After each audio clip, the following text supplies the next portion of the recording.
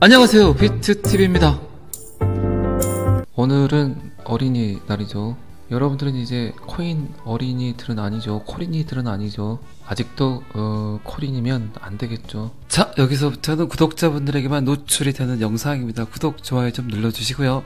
하락 시작을 꽤 오래 겪었고 이제 조금 빛이 보이는데 아직도 전혀 암호화폐가 뭔지 잘 모르면 안되겠죠.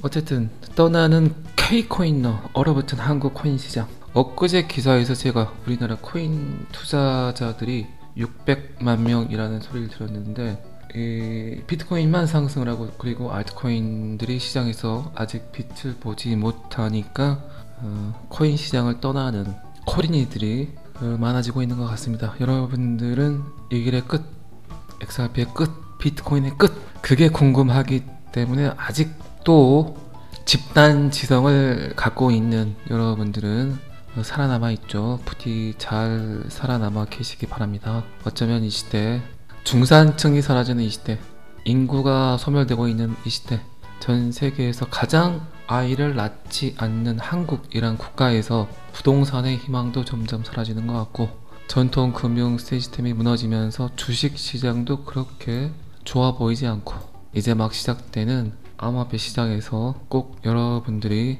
마지막 기회라 생각하고 어설프게 왔다 갔다 하지 마시고, 적어도 미래에 어떤 시대가 올 건지 정도는 예측하시면서 꼭 이 시장에서 살아남으시길 바랍니다. 적어도 시작을 했으면 끝은 봐야 되지 않겠습니까?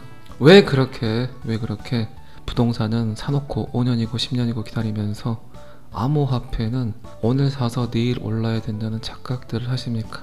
그 때가 와야 되겠죠. 그 시기가 와야 되겠죠. 그래야만 이 길의 끝을 우리가 찬란하게 맞이하지 않을까 싶습니다.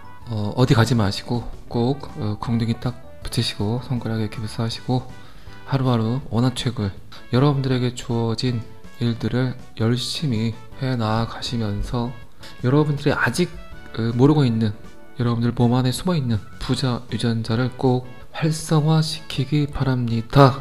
돈의 이동, 쩐의 전쟁, 부의 이동은 이미 시작됐다고 생각을 합니다. 지금 암호화폐를 알아보지 않고 암호화폐에 투자하지 않으신 분들은 땅을 치고 후회하게 될 겁니다.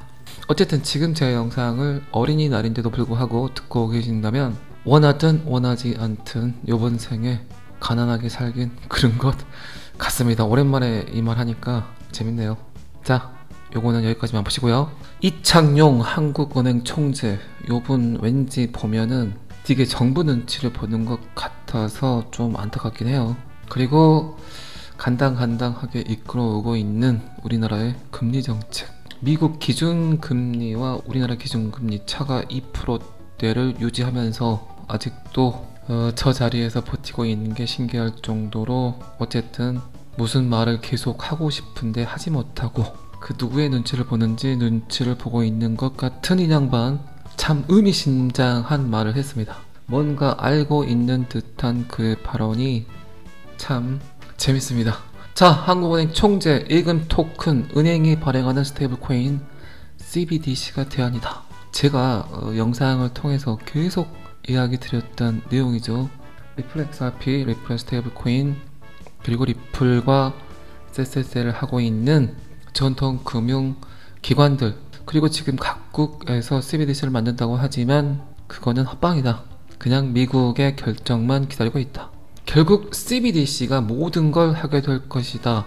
어쨌든 최근 리플 스테이블 코인 발표에 이어서 굉장한 호재들이 빵빵 터지긴 하지만 아직 XRP의 가격은 상승하지 않고, 결국 한국은행 총재도 CBDC가 모든 걸 해결하게 될 것이다 라는 표현을 하는 것 같습니다.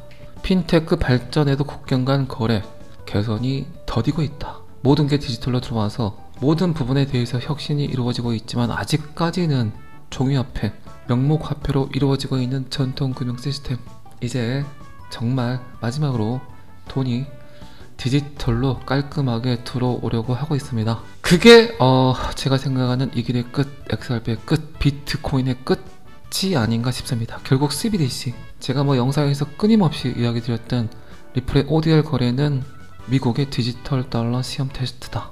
그리고 미국의 CBDC는 암호화폐에서 출현하게 될 것이다. 전 세계 모든 국가에서 미국의 결정만 넉넉히 기다리고 있다. 사토시 나카모토, 비트코인 백서, 이중지불, 더블 스펜딩. 그 어떤 국가도 돈이 복제되는 건 그 국가 자체가 자멸하는 것과 똑같습니다.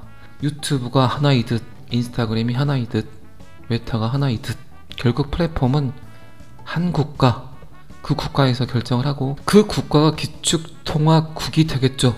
그리고 구글을 이용하는 전세계 모든 사람들이 있듯이 미국이 결정하는 CBDC를 전세계 모든 국가에서 그 프로토콜을 그대로 따르겠죠. 그래서 US 달러 밑에 XRP, 그리고 엔화 밑에 XRP, 그리고 한화 밑에 XRP라는 표기로 전세계 모든 사람들이 하나의 CBDC를 사용하게 될 겁니다.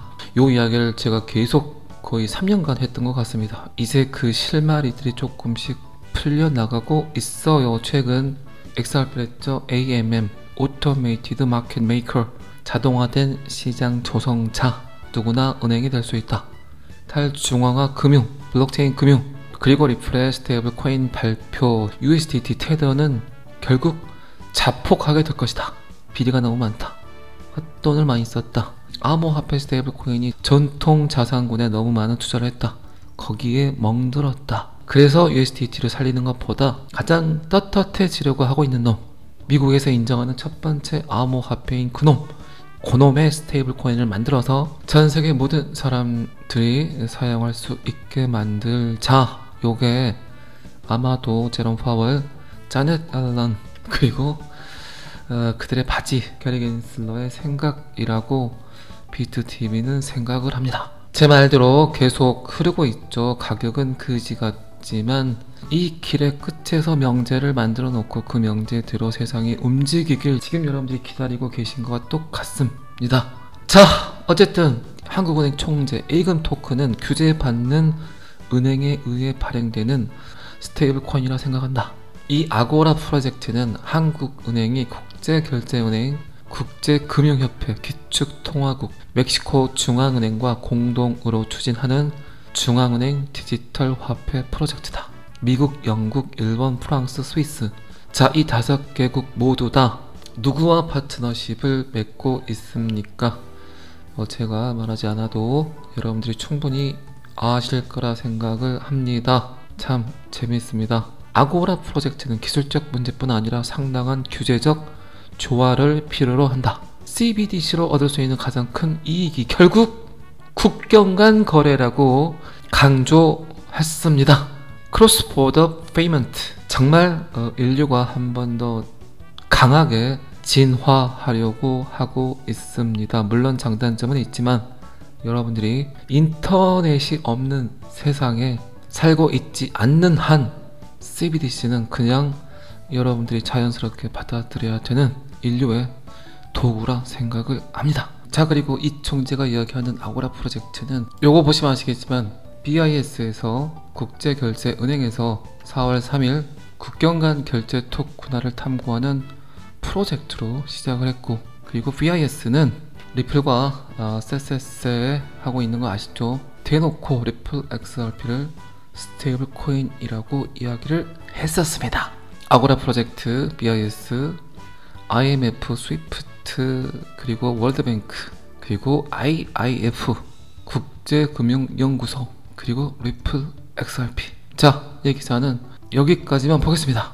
자, 그리고 아마존 리플 파트너십 XRP를 활용한 국경 간 결제를 위한 파트너십, 국경 간 결제 혁명을 향한 획기적인 움직임으로 아마존과 리플은 결제 서비스 선두주자인 머니그램과 함께 최첨단 자동 거래 플랫폼을 만들었다. 리플의 기본 디지털 자산 XRP를 활용하는 이 플랫폼은 그 전과는 전혀 다른 방식으로 국제 거래를 간소화하고 신속하게 처리하는 것을 목표로 하고 있다. 자, 슬슬 풀리죠. 이야기가, 스토리가 만들어지죠. 어쨌든 요 지금 시스템 같은 경우는 충분히 AMM을 저는 활용한 국경 간 결제 시스템을 이야기하는 것 같습니다. 자동차를 만들어 버리면 비행기를 만들어 버리고, 비행기를 만들어 버리면 로켓을 만들어 버리는 것과 똑같겠죠. 계속 XRP는 진화하고 있다. 그게 가장 중요하다고 생각을 합니다. 어쨌든 여러분들은 뭐 아시겠지만 SNS를 통해서 가장 많이 이야기가 되고 있는 XRP죠. 아마 비트코인에 이어서 두 번째로 큰 영향력을 갖고 있을 겁니다. 특히 지금 일론 머스크의 X에서 가장 많이 언급이 되고 있죠. 자, 그렇다면 요거 하나 정도 생각해 볼 수도 있겠죠. 일론 머스크가 XRP를 알까요? 모를까요? 당연히 알고 있을 겁니다. 일론 머스크와 리플의 공통 분모는 아직까지는 딱 하나죠. SEC를 싫어한다. 그리고 일론 머스크는 누가 뭐래도 역사를 만들었고 이제 XRP가 역사를 만들려고 하고 있습니다. 일론 머스크가 꽤 오래전에 이야기했듯 전세계 단 하나의 코인, 그놈이 과연 무엇일지 굉장히 궁금하네요.